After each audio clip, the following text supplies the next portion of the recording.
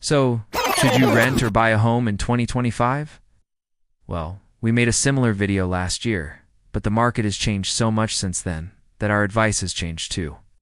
Our parents and grandparents often advised us that buying was the only path to financial security, and for many, that was true. The home you bought 30 years ago likely doubled, tripled, or even quadrupled in value by now. Well, to find out, we analyzed the latest housing data in dozens of cities across the United States. So in the past, we've talked about how buying a home is usually a better financial decision. But in 2025, renting is becoming more attractive for several reasons. Renting can be a great option if you prioritize flexibility, mobility, and lower upfront costs. Well, based on our analysis, here are 4 key takeaways. Most of them wish they had saved their money and invested it elsewhere. And remember, there's no one-size-fits-all answer. What works for one person may not work for another. So choose what aligns with your goals, your finances, and your lifestyle. But the problem is that 80% of Americans don't have enough savings to begin with. So before you make a decision, ask yourself these 3 questions. No. 1. Can I afford to buy a home? This involves assessing your income, expenses, credit score, and available savings for a down payment and closing costs. A general rule of thumb is that your housing expenses, including mortgage payments, property taxes, and insurance, should not exceed 28% of your gross monthly income. Number 2, is now a good time to buy a home in my area? This requires researching local market conditions, including median home prices, appreciation rates, and inventory levels. You will also want to consider how long you plan to stay in the home and your willingness to take on the responsibilities of homeownership. And third, have I considered all of my options? This includes exploring alternative housing options such as renting, house hacking, or living with roommates. Also want to evaluate the costs and benefits of renting versus buying in your area, taking into account factors such as flexibility, mobility, and long-term financial security.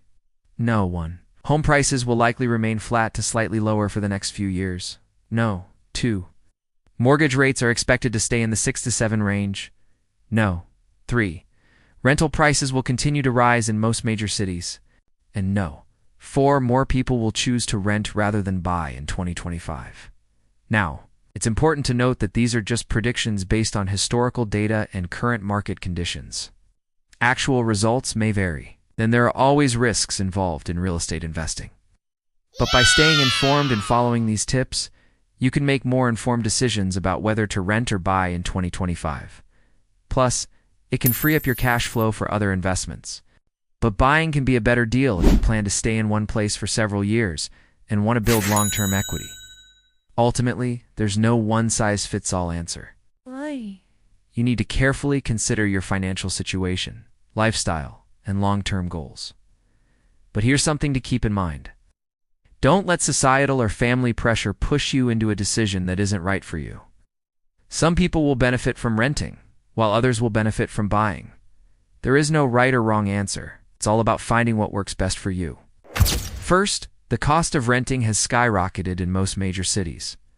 For example, San Francisco is the most expensive rental market in the country, with an average rent of $4,000 for a 2-bedroom apartment. That's over $30,000 a year on housing alone. Second, mortgage rates have risen significantly from 3% a few years ago to over 7% today. This makes buying a home more expensive and less accessible for potential buyers.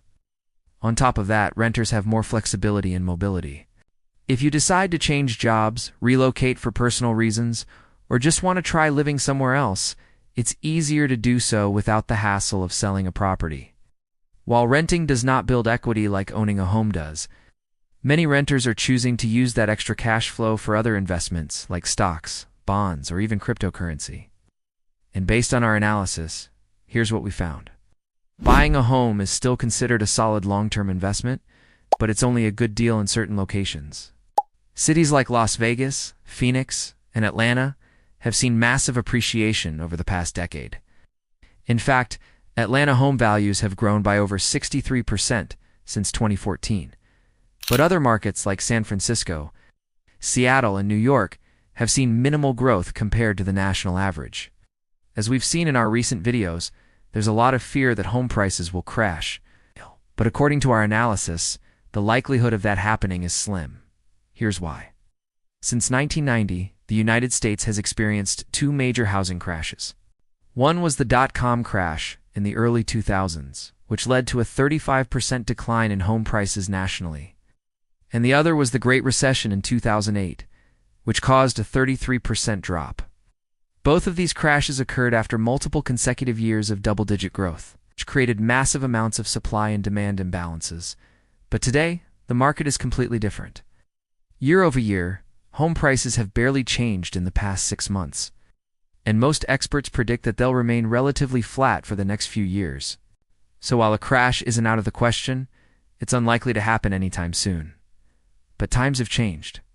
Today, a whopping 60% of millennials and 75% of Gen Zers are still renting, delaying homeownership longer than any generation before them, and there are very good reasons why.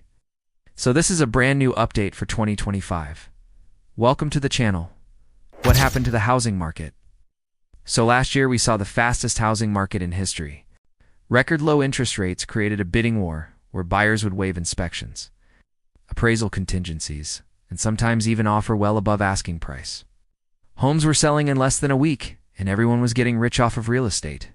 But this year, everything turned upside down. Mortgage rates nearly doubled and caused home sales to fall off a cliff. Today, they are the lowest they've been since 2009. We analyze all publicly available data and explain what's really going on in the housing market. The choice between renting and buying is deeply ingrained in American culture. But first, we need to talk about what happened to the housing market, because it will play a huge role in your decision. Now here's the million-dollar question. Which one is actually better in 2025? Next, let's talk about renting. Why are so many people still renting in 2025? So let's see which one is actually cheaper. To do this, we used real estate data from a variety of sources to calculate the true cost of renting or buying in 30 major U.S. cities. And here's what we found. Overall, renting is currently cheaper than buying in 19 of the 30 cities we analyzed. That includes expensive markets like New York, Los Angeles, and Boston. However, buying is cheaper in more affordable markets like Detroit, Cleveland, and Memphis. But it's important to note that these are just averages. The actual cost of renting or buying can vary greatly depending on the specific property and location. In addition to monthly expenses, it's also essential to consider other costs such as property maintenance, repairs, and potential rental increases. By taking all of these factors into account, you can get a better understanding of the true cost of renting or buying in your area. So what does this mean for you? Is buying or renting a better deal in 2025? Well, the answer is it depends. And that's why we're taking a slightly different approach to investing. So what does the data tell us about the future of renting and buying? And here's the reality. More than half of homeowners regret buying a home. By honestly answering these questions, you will be able to make a more informed decision about whether to rent or buy in 2025. Thank you for watching. We'd really appreciate it if you could leave a like and subscribe if you haven't already.